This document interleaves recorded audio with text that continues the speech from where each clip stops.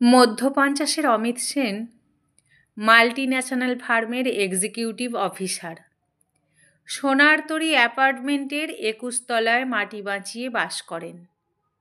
আজ রোববার, আমেজের coffee cup ঠোঁটে। কাজের রেখাদি ভারী পর্দা সরিয়ে ব্যালকনিতে এক চিলতে সূর্য দিয়ে গেল। এমন সময় মোবাইলে কল এলো। বিরক্তি নিয়েই কানে দিল অমিত। অ্যাপার্টমেন্টের সিকিউরিটি সেকশন থেকে কল। কে একজন ভদ্রলোক দেখা করতে চাইছেন। নাম জিজ্ঞেস করতে বলায় তিনি নাকি বলছেন, অমিতকে বলো সে ওর দেশের বাড়ি থেকে এসেছে। ভারী গলায় অমিত সাহেব বলল, ওকে বলে দাও স্যার ব্যস্ত। সিকিউরিটি ছেলেটি উত্তর দিল, আমি বারবার বললেও শুনতে চাইছেন না স্যার, কি করব? নাম বলছেন সুসেন, আপনার সহপাঠী গ্রামের স্কুলে। অমিত সাহেব মনে করতে পারলেন না কে সুসেন। তবু কিছুটা কড়া মেজাজেই অনুমতি দিলেন, পাঠিয়ে দাও। লিফটম্যানের কাছে 21 তলার পরিচয় দিয়ে সুসেন উঠে এলো আকাশপুরীতে। দরজায় বেল বাজল। নিরাপদ কাঁচের ঘুলঘুলি থেকে এপাশে চোখ রেখে দেখল অমিত। নিজে হাতেই দরজা খুলে দিল।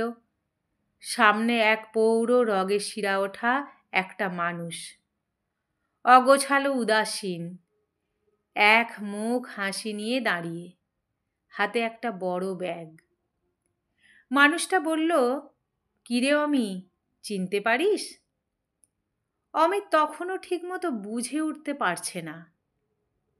একটু হেসে লোকটা ব্যাগ পাশে নামিয়ে বসল পাশের চেয়ারে। অমি ভাবল, কি জানি, দেশ গ্রামের সহপাঠী, সেন্টিমেন্ট নিয়ে এই বুঝি কিছু চেয়ে বসবে লোকটা। মানুষটা কিন্তু স্বচ্ছন্দে কথা শুরু করে, শ্রোতার মনোযোগ ছাড়াই। তোর মনে পড়ে অমি, সেবার 12 ক্লাসের টেস্টে তোর চেয়ে 7 নম্বর বেশি পেয়ে আমি প্রথম হলাম স্কুলে। হেড স্যার ডেকে পাঠালেন তোকে। ফিরে এলি এক মুখ হাঁড়ি রাগ নিয়ে, আর আমার সাথে 3 দিন কথা বলা বন্ধ করে দিলি। আমি সেদিন বুঝিনি অকারণ আমার কি দোষ। ফ্ল্যাশব্যাকে এবার ঝলসে উঠল অমিত সাহেবের সফল চোখ। আরে সেই সুসেন, যে তাকে বারবার পিছনে ফেলে রেখেছিল স্কুলের জীবনে। এবার বেশ সুখী সুখী হাসলেন অমিত সাহেব। যাই হোক, আজ অন্তত সুসেন দেখুক ক্লাসে দ্বিতীয় হওয়া ছেলেটা প্রথমকে কতটা নিচে ফেলে রেখে আজ 21 তলায় ঝকঝকে সফল। এবার অমিত একটু সহজ হয়ে বললেন, ও তুই, তা কি করিস টরিস এখন? এমনভাবে বললেন যেন সুসেনের দিন চলা মানেই হেরে যাওয়া এক রোজনামচার গল্প হবে একটা। সুসেন সহজ গলায় বললে, 1 কাপ চা বল ভিতরে, ঠান্ডা একটু গলা ভেজাই। অমিত বললেন, আরে কফি বলছি, বস। মনে মনে ভাবলেন, শোনা যাক হেরে যাওয়া সেই প্রথম ছাত্রটির গল্প। ঠান্ডা আমেজে রবিবারটা সফল রোদে সুসেনকে মনে করিয়ে দিক, দেখ অমিত সেন আজ কোথায়। কফি এলো, শুরু হলো কথা। সুসেন নির্বিকার হাসি মুখে বলল, তুই তো জানিস বাবা মারা গেলেন, আমার বিদ্যে জাহাজ বেশি দূর গড়াল না। ওই বাবার স্কুলেই কেরানিগিরিটা জুটে গেল। বাবা ঋণী করে গেলেন রোজকার পেটের ভাতটুকুতেও। ওই এক বেশ চলে যাচ্ছে সেই স্তক। অমিত বললেন, তা এদিকে কি মনে করে হঠাৎ? মনে মনে একটা আশঙ্কা নিয়েই প্রশ্ন, যদিও এই বুঝি কিছু দাবি আসবে আবদারের অধিকারে। সুসেন বললেন, আরে গ্রামে সেদিন সমুদা, মানে তোর বরদার কাছে শুনলাম তুই এই বাইপাসের বহুতলে বাসা গেড়েছিস, তাই ঠিকানা খুঁজে আসা। আমি তো মাঝে মাঝেই আসি, ছেলেকে ওর হোস্টেলে দেখতে যাই। তাই এবার আমার বউ বললে, অমি ঠাকুরপোর সাথে দেখা করে এসো একটিবার। আসলে আমার মুখে তোর গল্প শুনে শুনেই তোর সাথে সম্পর্ক পাতিয়ে ফেলেছে সে। এই দেখ, বললে যাচ্ছ যখন, যা ওদের জন্য পৌষের দেশি খেজুর গুড় আর গাছের খানচারেক নারকেল নিয়ে। পৌষ সংক্রান্তির পিঠে ফুলি করে খাবে।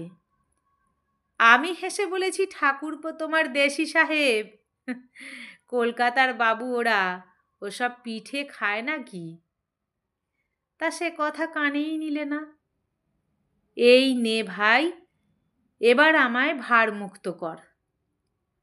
অনেকটা বেলা হলো, এবার ছেলেটাকে দেখা দিয়ে আসি। তা তোর বউ কোথায় রে? অমি জানে সহজভাবেই সুসেনের প্রশ্ন এটা। কি বলবে অমিত সাহেব? মিসেস সেন এখনো বিছানায়? অনাবশ্যক স্বামীর গেয় বন্ধুর সাথে দেখা করে রবিবারের সকালটা মাটি করতে চায়নি।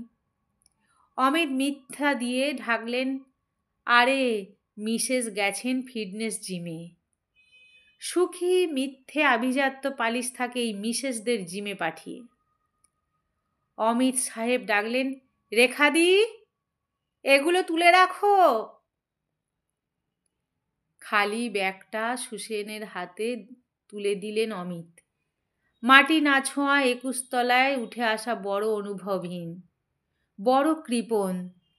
তাই খালি ব্যাগ ভরে দেবার কিছু নেই এই আবাসনের ভাঁড়ারে।